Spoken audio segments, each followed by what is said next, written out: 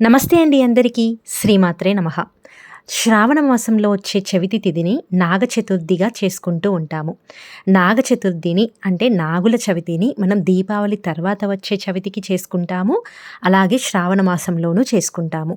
ముఖ్యంగా ఈ నాగ చతుర్థి ఎందుకు చేస్తారంటే మన జాతకంలో రాహుకేతు దోషాలకు కానీ, లేదా నాగ సంబంధమైన సర్పదోషాలకు కానీ నివారణగా దీన్ని చేసుకుంటూ ఉంటారు. అంటే ఎవరికైనా సరే చెవి నొప్పి ఉన్నా, స్కిన్ రిలేటెడ్ ప్రాబ్లమ్స్ ఉన్నా, లేదా పిల్లలు పుట్టకుండా ఆటంకాలున్నా, లేదా పిల్లలకి ఏదో రకమైన మానసిక సమస్యలు, శారీరక సమస్యలు ఇలా ఏది ఉన్నా ముఖ్యంగా నాగేంద్ర స్వామిని పూజించడం వల్ల ఆ దోషాలనేవి తొలగి మనకి మంచి అవుతూ ఉంటుంది.